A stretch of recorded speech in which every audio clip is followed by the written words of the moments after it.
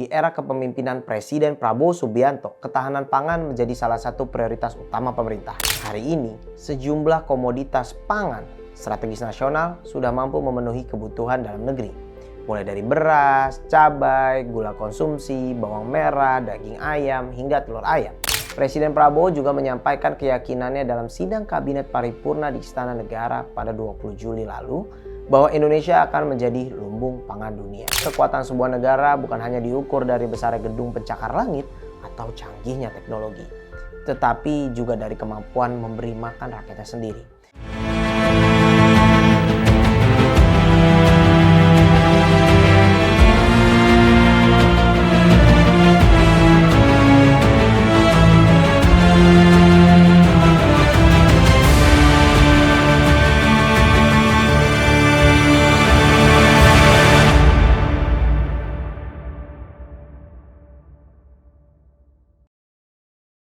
Kalau ditanya apa yang paling menentukan kemajuan sebuah negara, banyak yang akan menjawab teknologi, industri, atau kecerdasan buatan. Semua itu memang penting, tetapi ada satu hal yang jauh lebih mendasar, yaitu pangan. Karena sesungguhnya negara yang tidak mampu memenuhi kebutuhan pangan sendiri akan selalu bergantung pada negara lain. Itulah sebabnya di era kepemimpinan Presiden Prabowo Subianto, ketahanan pangan menjadi salah satu prioritas utama pemerintah. Mengapa? Karena pangan bukan sekedar urusan pertanian. Pangan adalah soal kedaulatan.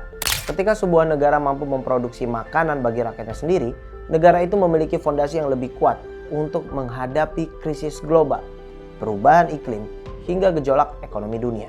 Dan beberapa capaian mulai terlihat. Hari ini, sejumlah komoditas pangan strategis nasional sudah mampu memenuhi kebutuhan dalam negeri. Mulai dari beras, cabai, gula konsumsi, bawang merah, daging ayam, hingga telur ayam. Artinya, untuk berbagai kebutuhan pokok tersebut, Indonesia semakin mampu mengandalkan produksi petaninya sendiri. Tentu pekerjaan rumah masih banyak, masih ada komoditas lain yang perlu untuk diperkuat.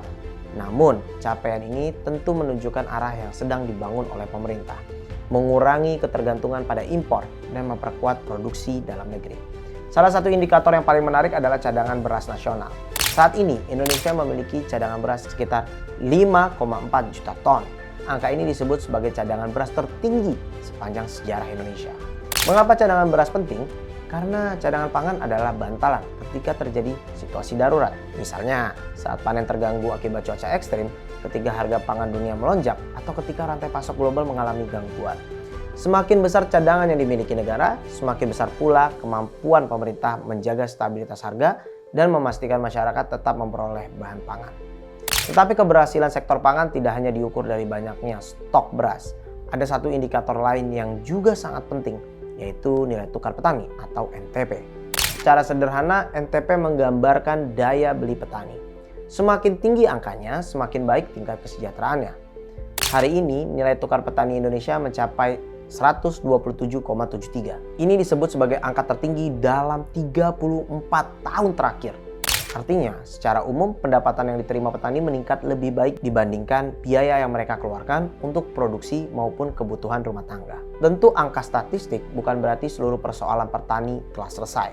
Masih ada tantangan seperti irigasi, pupuk, akses pembiayaan, hingga regenerasi petani. Namun indikator ini menunjukkan adanya tren yang positif terhadap kondisi ekonomi petani.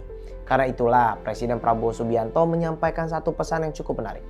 Beliau menyebut bahwa petani adalah pahlawan bangsa. Kalimat ini memiliki makna yang dalam. Selama ini ketika berbicara tentang pahlawan, kita sering membayangkan tentara, tenaga kesehatan, atau guru. Padahal setiap hari jutaan petani yang bekerja sejak matahari belum terbit untuk memastikan pangan tersedia di meja makan masyarakat Indonesia. Tanpa mereka tidak ada beras, sayur, cabai, telur, maupun berbagai kebutuhan pokok lainnya. Karena itu, menjaga kesejahteraan petani pada dasarnya adalah menjaga ketahanan bangsa. Lebih jauh lagi, Presiden Prabowo juga menyampaikan keyakinannya dalam sidang Kabinet Paripurna di Istana Negara pada 20 Juli lalu bahwa Indonesia akan menjadi lumbung pangan dunia. Ini tentu bukan target yang mudah. Menjadi lumbung pangan dunia berarti Indonesia tidak hanya mampu memenuhi kebutuhan rakyat sendiri, tetapi juga menjadi salah satu pemasok pangan bagi negara lain.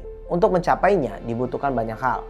Peningkatan produktivitas pertanian, pembangunan irigasi, modernisasi alat pertanian, riset benih unggul, hilirisasi hasil pertanian, hingga perlindungan terhadap petani agar mereka memperoleh keuntungan yang layak.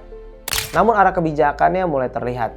Ketika produksi meningkat, cadangan pangan bertambah, kesejahteraan petani membaik, dan pemerintah terus memperkuat sektor pertanian.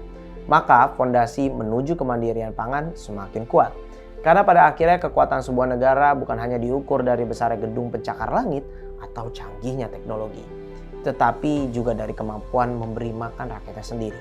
Dan jika Indonesia benar-benar mampu membangun sektor pangan secara berkelanjutan, cita-cita menjadi lumbung pangan dunia bukan lagi sekedar slogan, melainkan sebuah tujuan yang layak untuk diperjuangkan bersama.